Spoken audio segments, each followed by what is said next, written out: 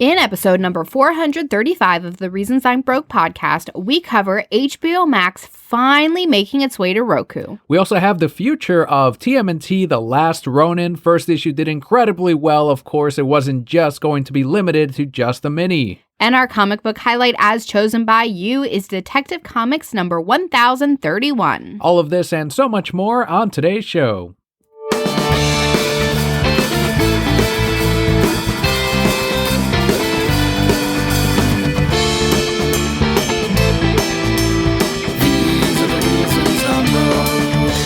Hello and welcome to the award-winning The Reasons I'm Broke podcast, bringing you the reasons we're broke every single week, ranging from comics, movies, TV, video games, and more. I am your almighty Emperor Kelli. And I am Hunter Daniel. Ooh, hunting for Pokemon?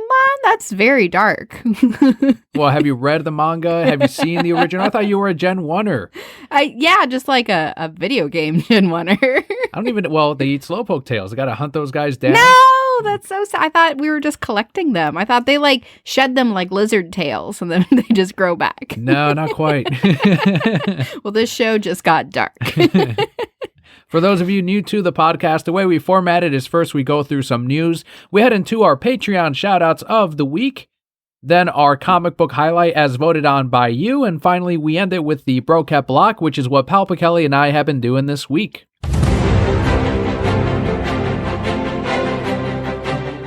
But kicking it off with some comic news, like we said in the very beginning, while there's still 4 issues to go on TMNT The Last Ronin, Kevin Eastman and Tom Waltz have already planned sequels, prequels, and tie-ins.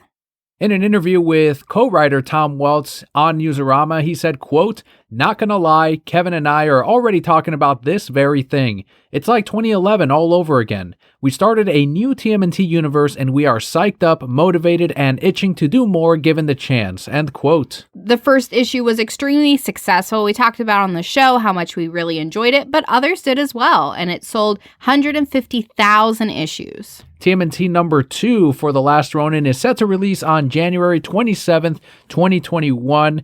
I know a lot of speculators were bringing up, they say that there's going to be an animated adaptation or that this is going to be the movies for the future, and obviously this is all unfounded. This is just them hoping so that their comic could go up in value, but this is a series that caught the attention of more than just the speculeeches. This also got the readership. People that were into TMNT were already reading the ongoing series, also picked this up, and people, the fans of the old Mirage book also went on this one because there were similar stories with Michelangelo in that long run that they're now sort of reinventing with this miniseries. I really, really enjoyed it. I think especially a prequel to this would be so smart to do. Even if you didn't want to do something like long running, you could just do one prequel for each turtle to try and figure out what happened to them. And maybe we'll get, touches of that within this story. I would hope we would. But really dive into what their mindset was, what happened to them, and really continue to see the effects of what that did to Michelangelo to get him to be the badass that he is today. Do you think that them planning for sequels or prequels is changing the future issues that were already in place? No, I wouldn't think so. Because anytime that you come up with a really great story, right, you're going to have this story and be like, wow, that's awesome. And then your mind is going to go, but what happens after? But what happened before? What else can we do, right? Oh, we have these other little characters. Let's flesh them out. And as a writer, as a creator, that's just what you do because you're so involved and invested in these stories and these characters. So I don't think that changes what happened to it because they're not going to say, well, it'd be really cool if that happened, but it's going to change this thing. They're going to have that really solid story already planned out and then just build around it.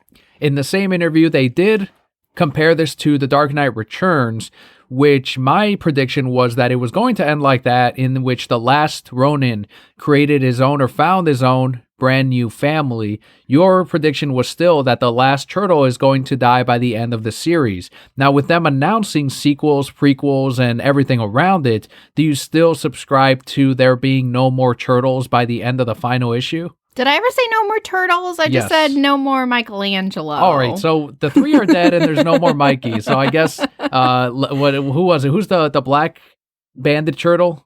Michelangelo? That's who he is in this one. He was his pet in the Nickelodeon cartoon, but he was also in the comics. Slash or Yes, something. so Spike. Slash, you're saying Spike is going to carry the series moving forward in the sequels, and that's the fifth turtle? No, I'm not saying. Maybe other turtles get created. You don't think that this like evil guy is going to find some way and let's mutagen other turtles to take out this turtle, because obviously that's a formula that works. But their teaching is so strong that they become good in the end. I don't know. I still just think, even though there's going to be a sequel, I just think it would be so impactful if the end of this story was like the end of Michelangelo. He finds peace. He goes back with his brothers and his father, kind of like Gladiator. I would love it still if he became the new Splinter for the new set. He probably will. And when he's needed, he will come in and kick ass as needed. Because let me ask you this question too. Do you think this Mikey, far off in the future, many more years of experience than his brothers at this point, he is experienced in all forms of, at least for his brothers' weapons, even though he's not the best at them?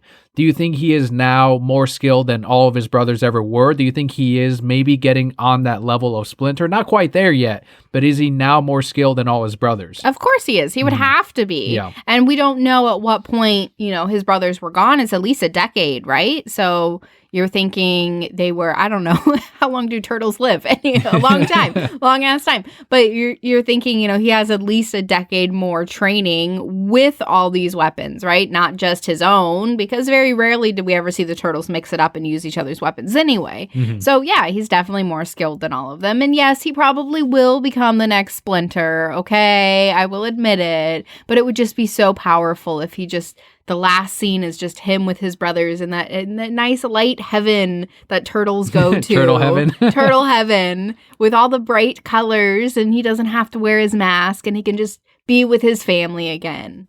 But instead, they're going to make him find comfort in his new family. And nice. I don't dislike it, but it's not my first choice. It's more impactful, right? So Gladiator, what would have happened? Spoilers if anybody hasn't seen it in the last 20 years. But what would have happened if he stayed alive? That would have just ruined the whole thing. Well, they tried to do a sequel, and I think we'll talk about that in the Brocat block. Obviously, I rewatched Gladiator recently on HBO Max, and you saw it for the first time, and we'll cover it then. But another series that is expanding on the Batman mythos, and it, of course, got comic readers all upset, as they always do anytime they announce anything Joker. DC will launch a new ongoing Joker comic in March. James Tynion IV will write, and Guillaume March will do the art. I love Guillaume March. He did Gotham City Sirens. Oh, yeah. So fucking good. He also worked on Batman recently, along with James Tynion. Do you remember about 5 years ago or so when he did that controversial Catwoman cover where they were saying her back is broken and her ass and her tits are in the front and and everyone had a fit and he had to redo it and he didn't get work for a little bit because of it?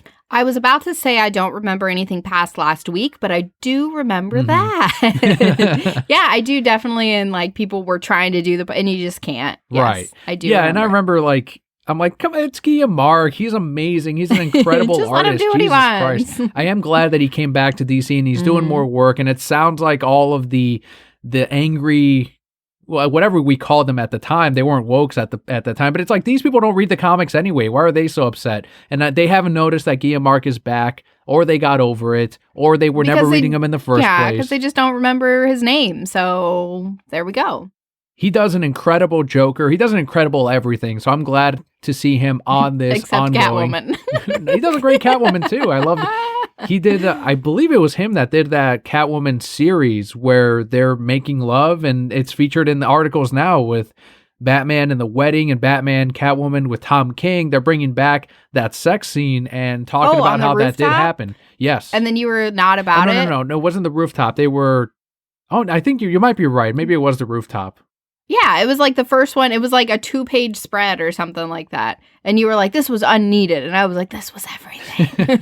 It's probably not that one then. It wasn't the Tom King run. It was the Catwoman series. But yeah, regardless, he does an amazing Catwoman too. And this book will feature a backup story, here we go, for Punchline throughout the Joker series with art from Mirka Andolfo. I also like Mirka, but I'm not a fan of Punchline. You had me until you threw in Punchline. Just not a fan. I am surprised they haven't done this as its own ongoing series or its own miniseries. They're instead featuring her in the Joker book. To get people to read it. Do you think that's what it is? Do you think they're trying to really build up Punchline? I think that's what they're trying to do. I don't think Punchline's in a place where she could hold a series on her own, and probably this mini-series that we got, it was a mini-series of her, right? We had a one-shot. Oh, okay. This one-shot of her probably didn't do as well as they thought it might have. And I haven't seen the numbers, but now you're going to kind of introduce her little by little to try and get people. And so, Joker is going to be a big seller. So put her in the back of that and see what the reception is, moving forward.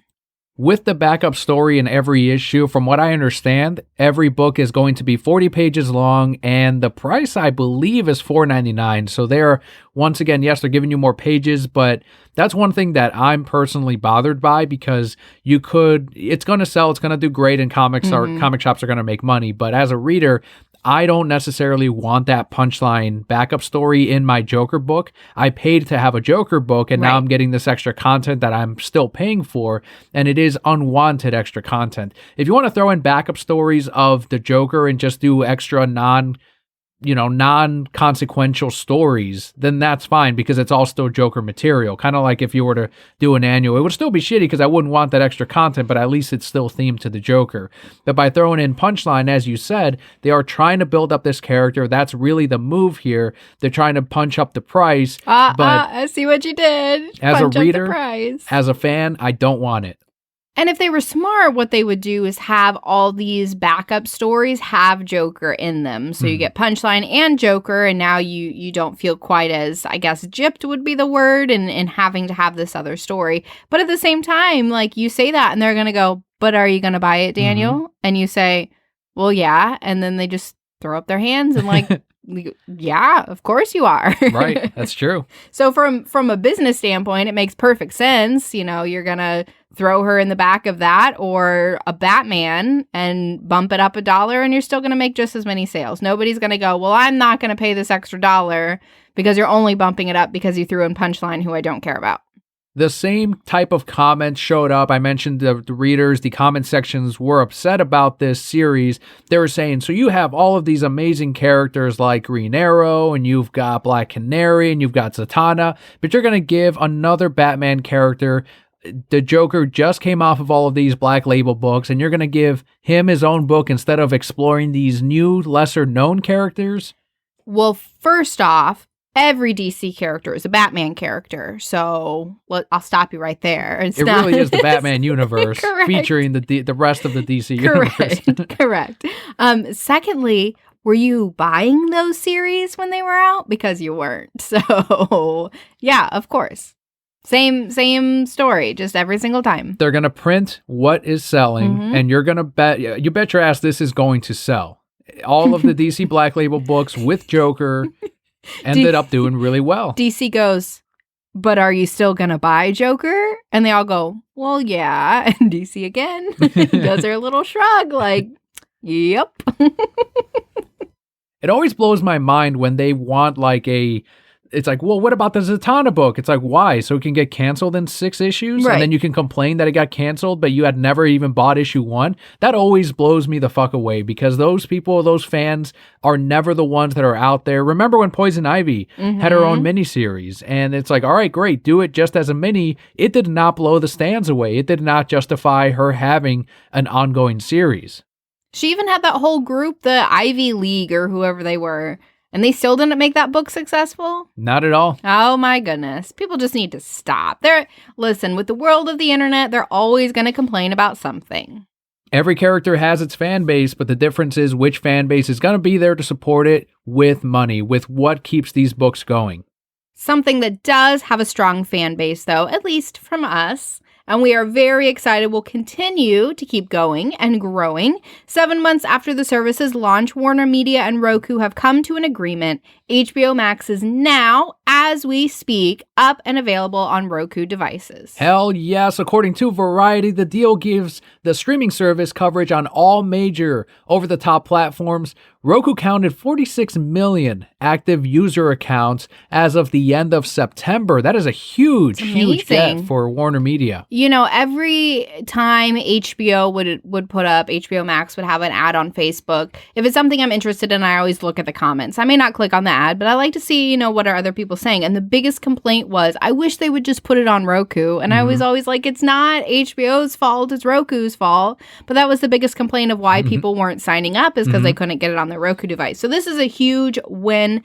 Under the deal, Roku users who have already subscribed to HBO through Roku will have the existing HBO app on their devices automatically updated to become HBO Max, and they will be able to log in using their existing HBO credentials. Terms of the deal were not disclosed, but both sides claimed they were pleased with finally resolving their differences.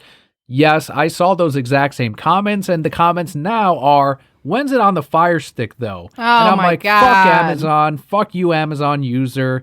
Get a fucking Roku device. It's better anyway. This is definitely a big win. You were just talking today. You're like, we can watch all our Max TV shows in the bedroom, because the bedroom TV didn't have the app because we use the Roku, but the living room TV did. So yes, it opens up a new world. You're just going to be up all night. You were joking. You're just going to watch the Snyder Cut over and over. Well, that's what I'm going to fall asleep to every night. Kelly, wake up. Kelly, it's this part. Danny, you have to be up in 2 hours. But just watch this part first. Look, Darkseid's mad again. It's so great. Very, very exciting. I am curious what the compromise they came to was, because it was a money deal for a long time. And I would hope both of them are, I mean, they say that they're both satisfied with the terms. So it'll be interesting to see what they came to. It'll also be really cool to see how much membership jumps for HBO Max because of this, especially, and you know they were trying to get that done before Wonder Woman came out. They're like, oh, we got to get this done. Like, got to do it right now. And especially going into next year. You know, I wonder if their announcement of all those movies next year made a big difference, because how many people do you think would ultimately not use their Roku so that they could, you know, see all those movies through HBO Max? That was probably a huge boost in value and a huge chip on, as they're negotiating these deals. They're probably going, look, yes, these are releasing in theaters, but they're also releasing on this app. Do you want people to keep using your device? Do you want them on that app service?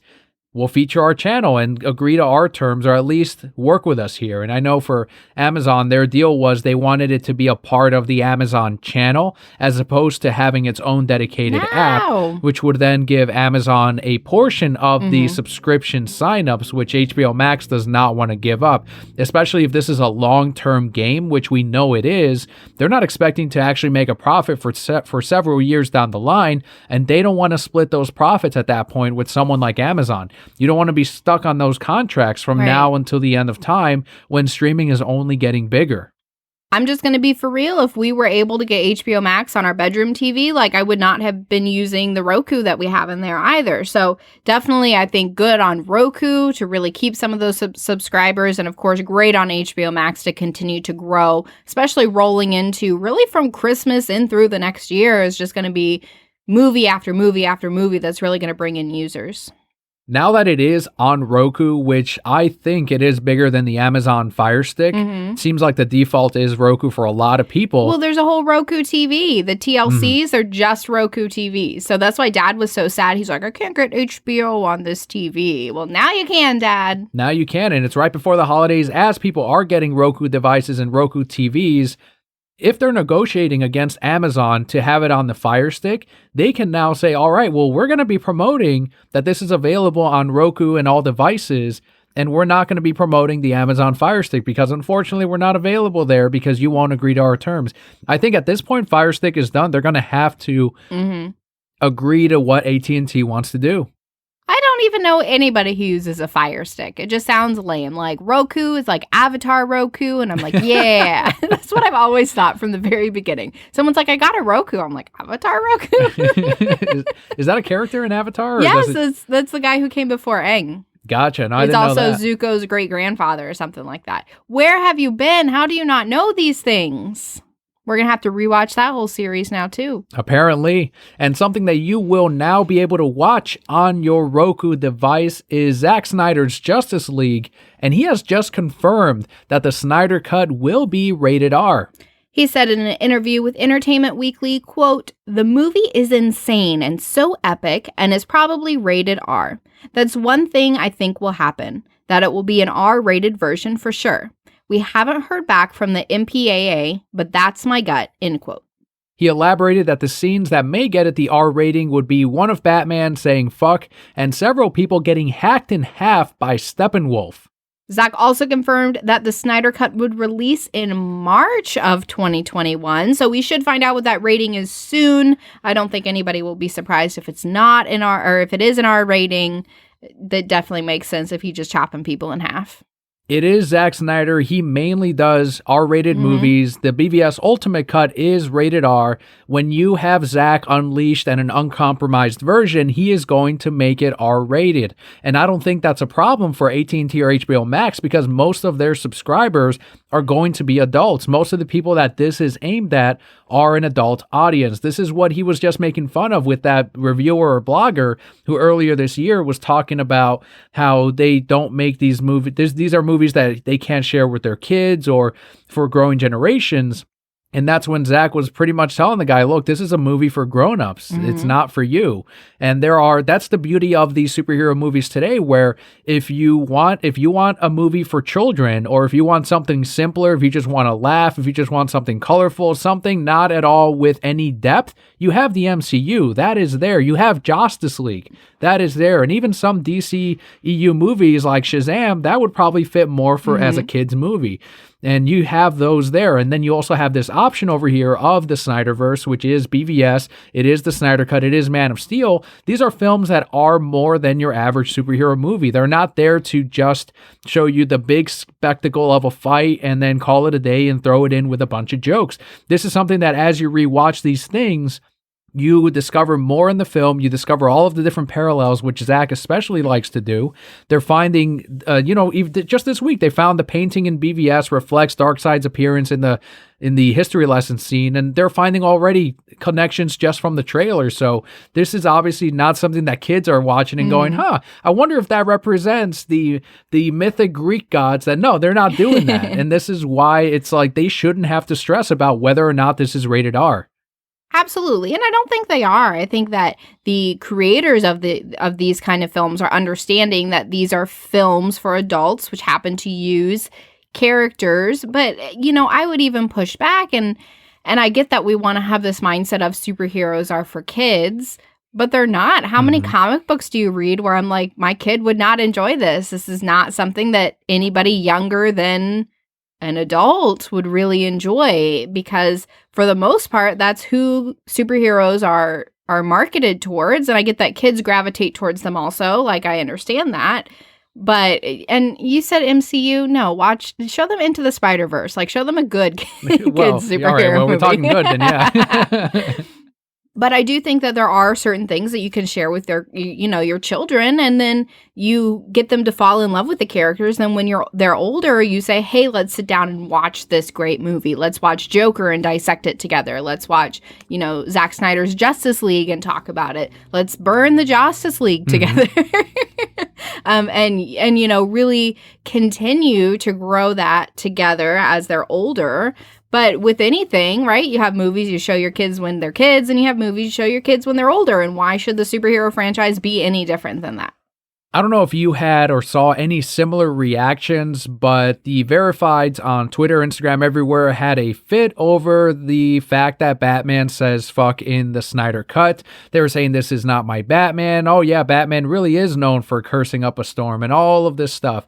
Meanwhile, you can have Logan, you can have Deadpool, you can have Spider-Man, and all these other characters. They can curse and everything as they have already, but Batman does it, and now it's a problem because it is AT&T, because it is Warner Brothers, because it is Zack Snyder. So it didn't matter what he did, people were going to have a problem with it. He said shit in BVS, and I don't remember if people had an issue with that, but it's like he was already cursing since before this movie. What are we even talking about? Right.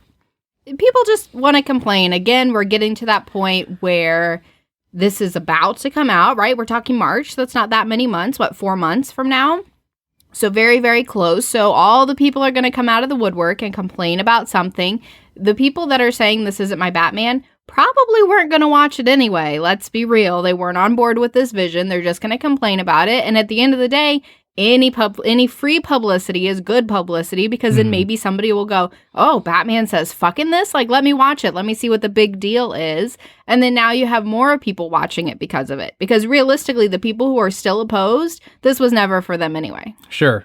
Exactly right. And anyone that was saying, like, this is not my Batman, Film Gob just put up a great short video of every time Batman has killed and cussed in comics and in movies and in animated movies. And he put it in a little compilation, and he's like, here, he's done all these things already.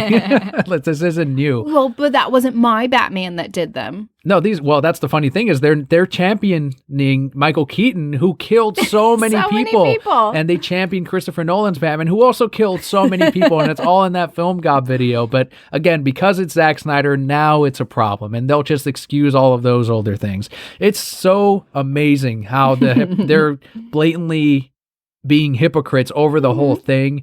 They're even finding these people that are complaining about how it's an R rating, the same exact thing that we were just saying. So they'll dig into their timeline and they'll find the tweet in which they're defending the Disney movies and saying, look, if you don't like these, the movies aren't for you. They'll screenshot it and send it to the same person like, hey, you played yourself here. If you don't like it, if you don't want to see the R rated, don't fucking watch it. And other bloggers, there's one guy who said, I can't wait to hate watch this on HBO Max because of blah, blah, blah. And someone said, okay, yeah, please be sure to hate watch it on HBO Max. Tell all your friends to also hate watch it, please, on HBO Max. But you got to subscribe because it's not free. Yeah, keep doing the views. Do not pirate it. I don't care if you hate watch it or love watch it. Just watch it on HBO Max.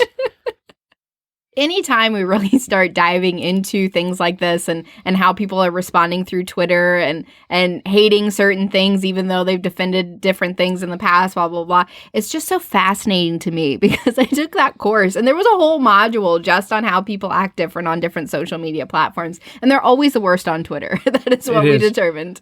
People just feel like they're protected on Twitter and they get riled up and they just say whatever they want to. So...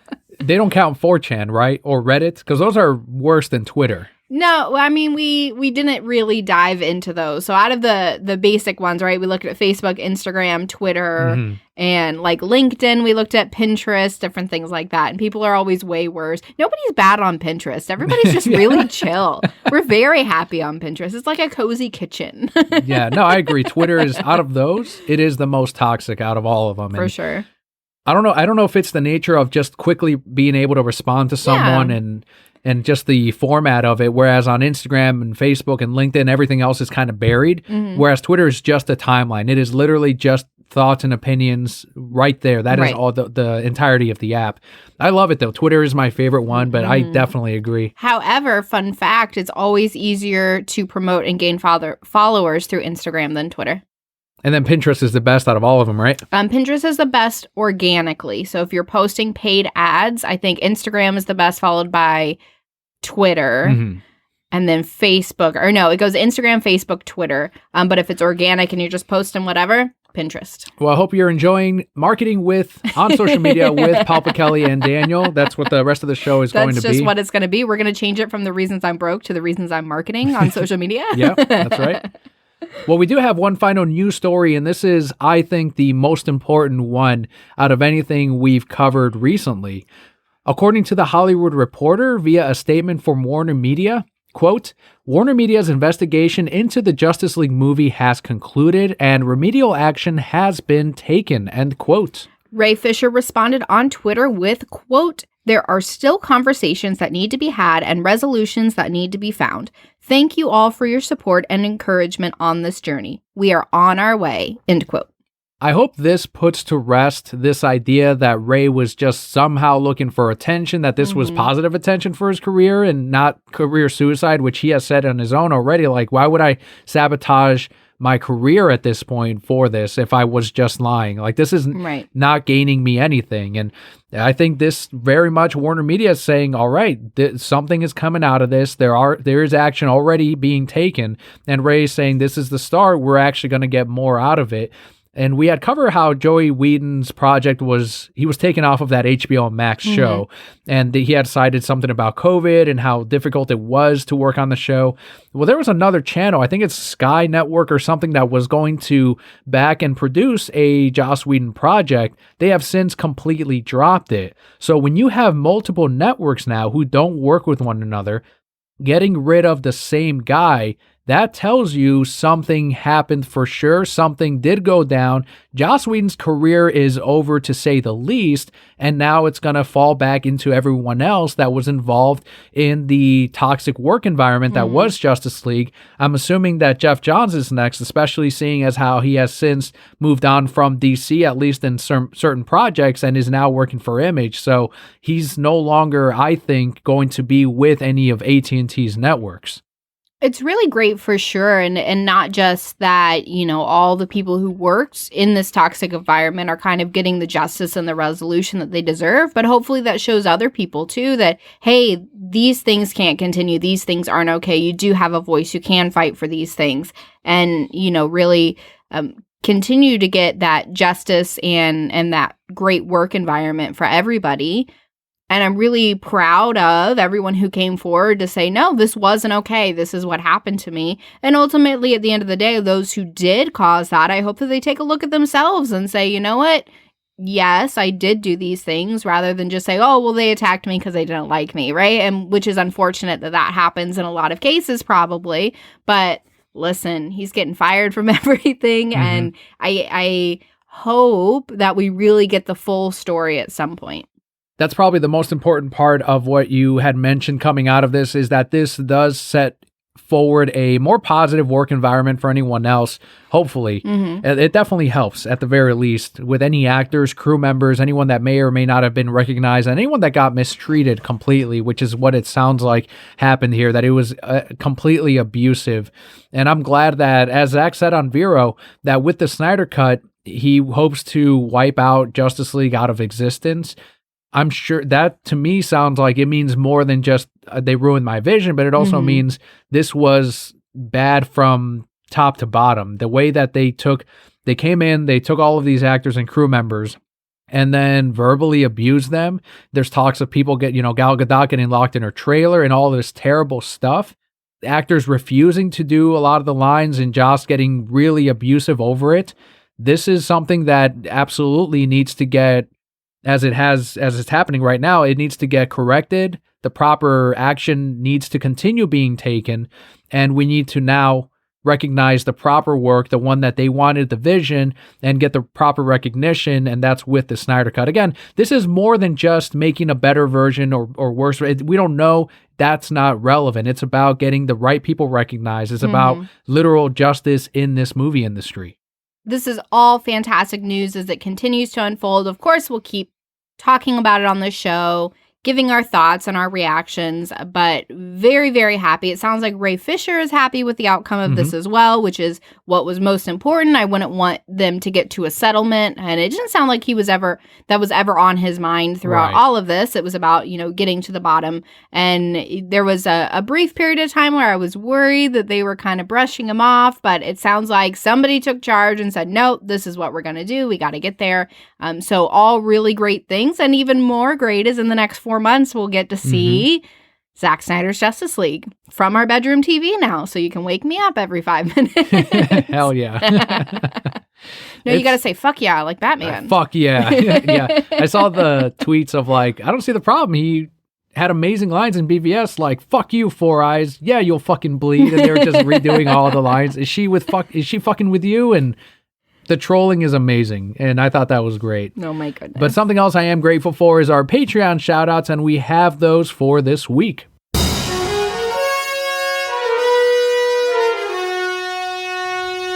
Our first shout-out goes out to Jared on Twitter at Spoon Sandwich. Jared said, quote, on Twitter, in 2024, can we have a normal election? 50-50 shot, you think? End quote. I sure hope so. It's just been a wild ride. I don't know if there's such a thing as a normal election. There's not. I think every one of them has been crazy at some point. So It's just each one's going to be crazy in its own wacky way. It's charming, It's charming, Sort of. sure. We are the joke of the world, but that's fine. I've seen some crazy elections in other countries. Ooh. It gets even. It could always be worse. Oh, okay. Ooh, I take that back. Okay. Our next shout out goes out to Scott on Twitter at Lazy Gaming Guys and at Pandanime. Scott has announced that Yakuza Like a Dragon is his game of 2020. All I think of is like a dragon instead of like a virgin. All I think of is dragging these nuts across your face. What is it with men and nuts? I don't understand. There's been a lot of these nuts happening on their stream and on Discord. You got to be ready. That's why. I don't understand men at all. He has almost convinced me to buy this game because he loves it so much, and I've seen a stream. Once it gets down to like $40 to $25, I'll probably try it out, which hopefully isn't too long from now. Our final shout out this week goes out to Elizabeth on Twitter at EPLifts. Elizabeth posted a picture of her dog and chew toy with, quote, playing with last year's Christmas present under this year's tree. Nobody's human kids are doing that, end quote. That is very true. Beautiful dog on that image. What did we get AC for Christmas this year? We're still working on it. I cook her real people food now, so that's her forever present.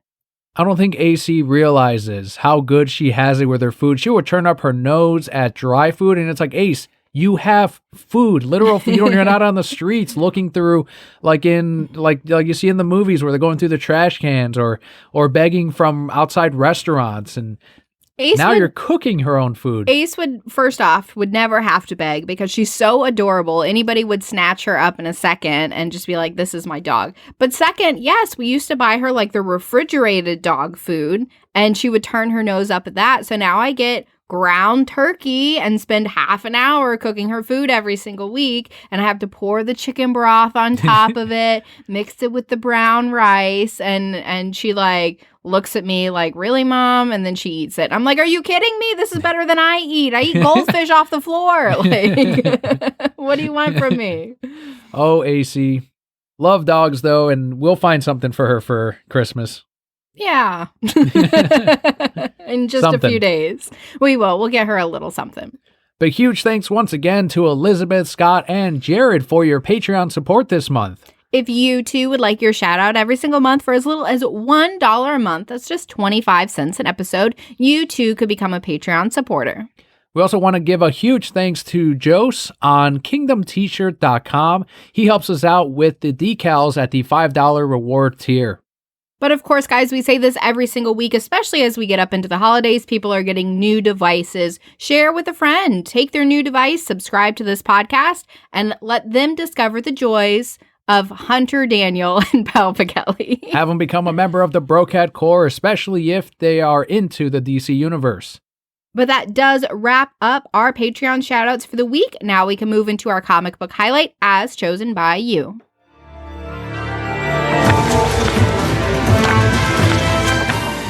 Every Wednesday morning, we put up a poll underneath our new comic book day post on Twitter, and you can vote in on what you would like discussed on the podcast. And this week, you have chosen Detective Comics number 1031, written by Peter J. Tomasi, art by Bill Quee Evely, and colors by Matt Lopez. Bill Quee is definitely a colorist name, but that's fine. I'll leave it as an artist. This is the final part to the Mirror Man story, it sounds like, right before they get into Future State.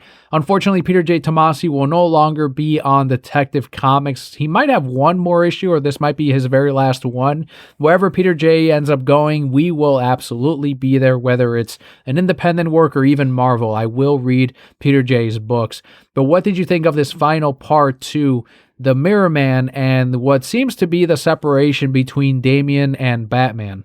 I enjoyed it. It was a very political issue, but of course a lot of different messages in there that you could pull out while still continuing the story. So yes, it was very political, but didn't feel out of place in this world. Didn't feel like they were shoving that message down my throat. Batman, of course, comes in and saves the day in the end. I just didn't feel that the very end that Batman would have fallen for that. And it could be that he may still not. We'll find out in the next issue.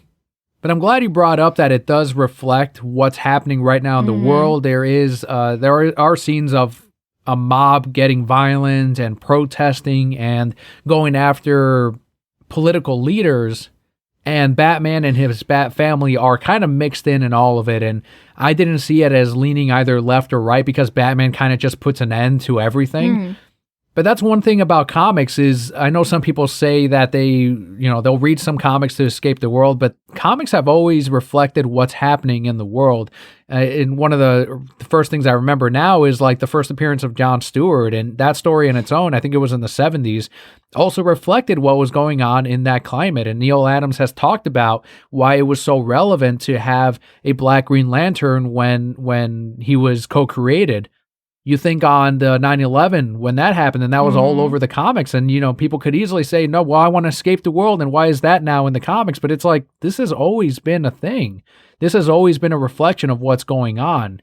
And certain books and certain stories are going to be there that don't reflect what's happening in the world. But honestly, a lot of writers and a lot of artists are going to express that sentiment and what's happening with their artwork. That's a huge part of art, is you put into it what you like, what you hate of the world, and it's going to show up. And I think that, that's not a relevant critique if you've been a long-time reader.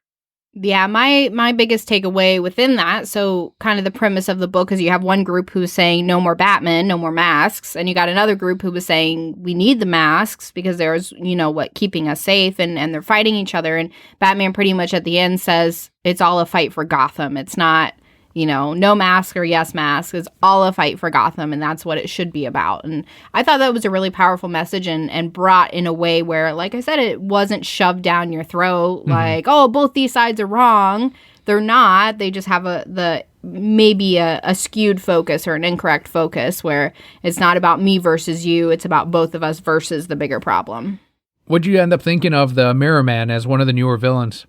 He was okay. I don't really think he blew himself up. Yeah, we'll definitely see more of him. He didn't leave a massive lasting impression from all of this, and I understand that he was more of an abstract type of idea or villain. He wasn't someone that was personally going after Batman, which is why I think it wasn't as popular of a character, but it is Peter J., and if he had any more plans for him and we see more of him in the future, great. But I think he served his purpose, at least in this arc. Yeah, I won't say that I don't think he was specifically going after Batman. I think he was, but he did it in a more roundabout way versus directly at him. He understands that there's more power in numbers. So yeah, he could go after Batman and fight him. He knows he's going to lose, which obviously we see. But by rallying all these people now, the seeds have been planted. Those mindsets are there. And that's not going to change for years, whether he's around or not. Very much looking forward to the world of Detective Comics after Future State. We will find out as we get into March. That's going to be a huge month. Holy shit. So that's going to be when the books come back after Future State. That's going to be the debut of Zack Snyder's Justice League. That's going to be a busy month for us. Absolutely. That's exciting. But with the comic book highlight out of the way, let's head into the final portion of today's episode. It is what's been happening with Palpa, Kelli, and I this week.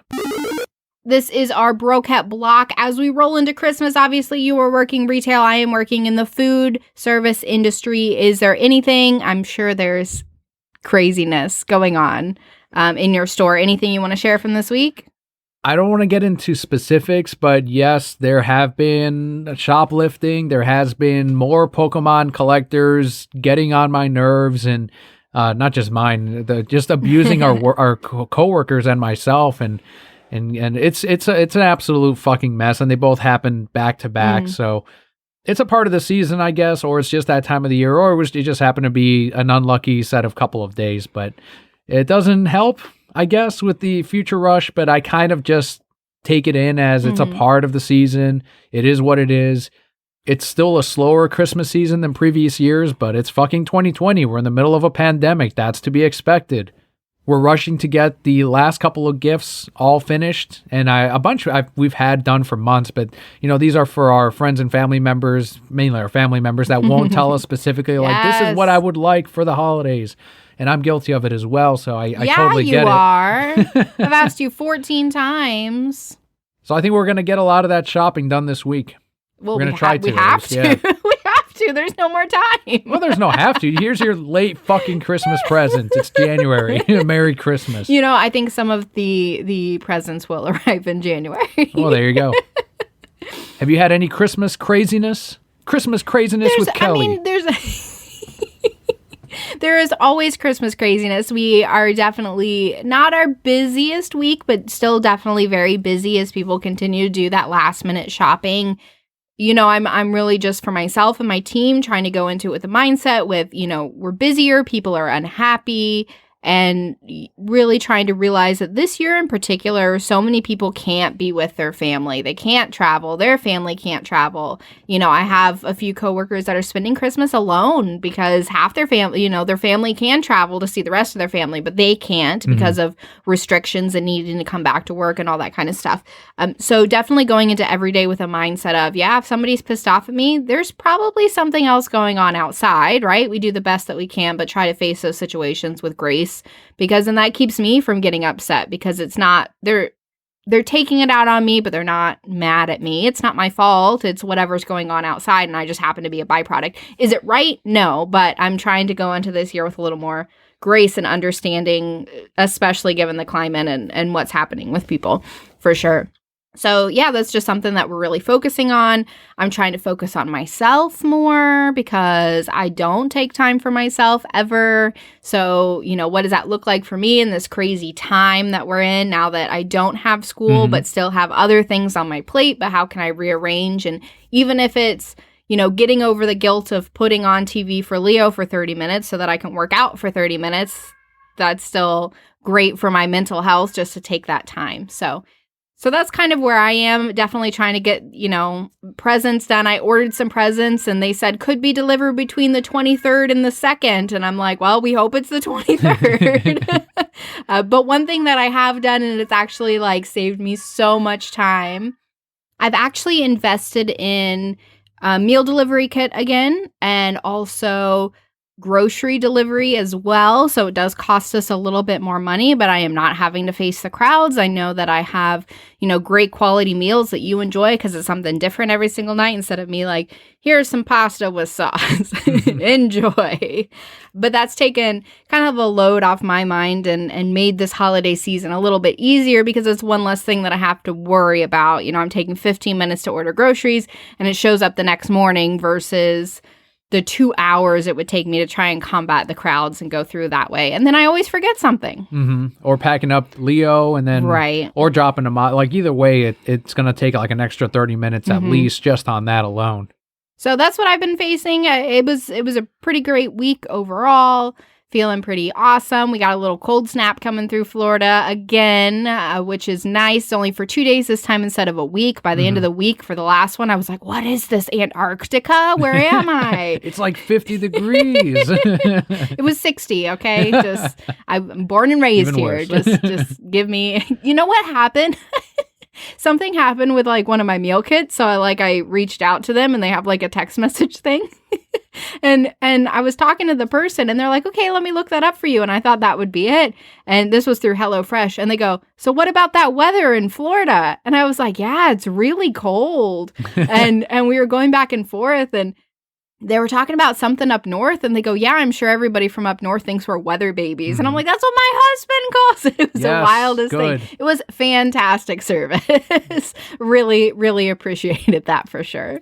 Leo also got to meet Santa Claus again this year. He did. So in our city, we have like a Santa Claus parade that comes through. And so what that is several nights it's like 2 weeks leading up to Christmas, but the fire department will stick a Santa sleigh on the back of a truck or something and have this whole parade of 3 police cars and this fire truck with Santa on it. And he ho-ho-hos and throws out candy canes and super exciting. And the whole neighborhood's come out to see this. So it was awesome. My parents came over and watched it with us because Santa doesn't come through their neighborhood, just ours. And Leo just had the best time. He was like, oh, it's Santa. And I was like, yep, there he is. And then he tried to run down the street after him. And I was like, Leo, we gotta stay here. You can't follow Santa. But he did really, really enjoy it. I have a video and every time I pull it up, Leo like rushes out to watch it as well.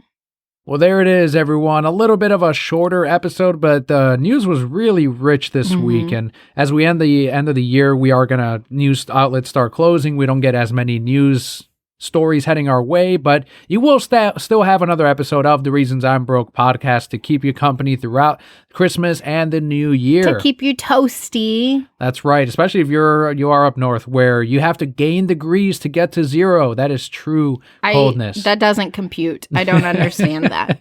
Zero degree. There's a 0 degrees. There's a negative. There's negative degrees. Yes. Oh yeah, negative 10. I actually have been in negative 10 degrees before. It's crazy, right? Especially with the wind chill, ends up feeling like negative 30. Nope, I am fine living in Florida. Somebody asked me once, like, would you relocate for another job? I was like, hell no.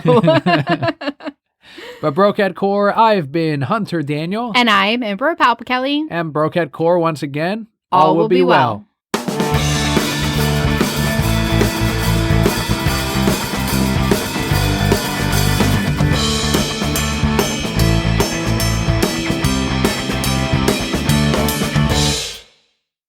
We did not forget, we saw Gladiator. I rewatched it. You saw it for the first time. I did. By the great Ridley Scott.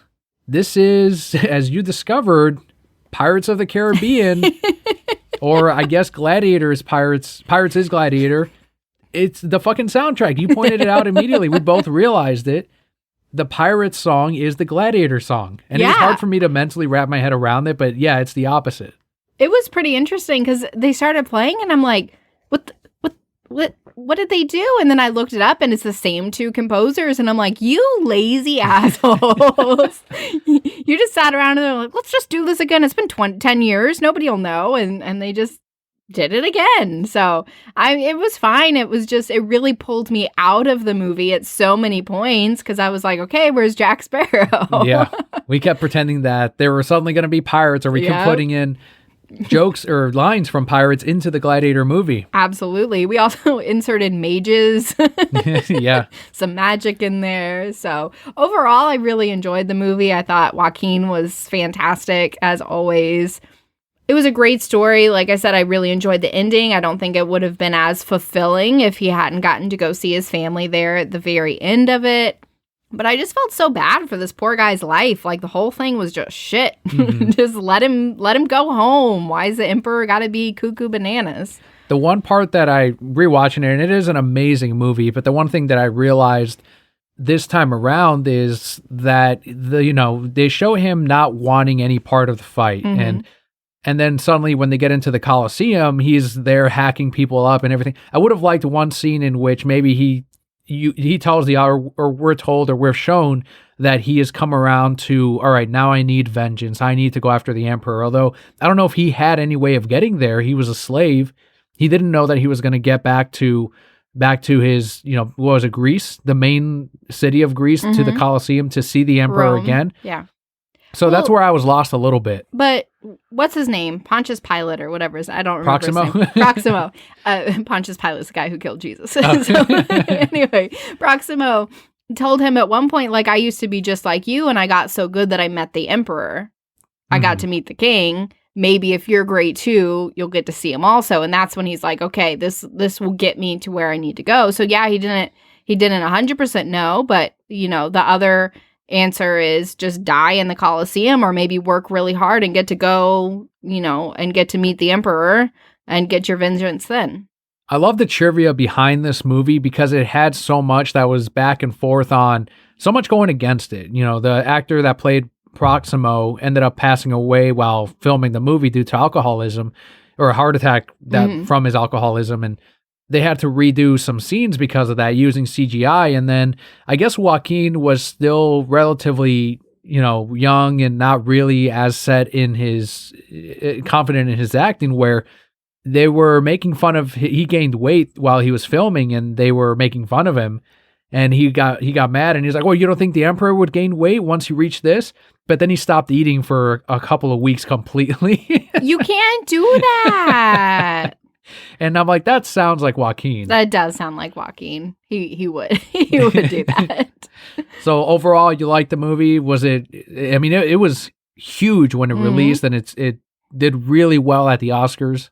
I can see why it did. I did enjoy the movie. I thought it held up well, right? We're 20 years out and it was still, I mean, there were some scenes like the dog jumping through the fire where I was like, and we never saw the dog again, which was real sad. Did he survive the battle? I don't know. I love that movie logic. As long as you're not touching the fire, it's not going to hurt you. Right. It's not hot anywhere else. It's just only if you're in the fire, right? For sure. So yeah, still a lot of great pieces that I liked. And again, the ending was my favorite part, just kind of coming full circle and getting him that closure. I'm glad that they never made a sequel because it just would not have been okay. That might still happen though. No, stop. Get out of here. I would watch it, but no. But no. You'd get your mages. I would. I hope so. I swore the Emperor was a mage, just watching, like waiting to heal. Well, he was played by Dumbledore, so you could say this is a prequel to the Harry Potter films. All right. Yes. Okay. Sure.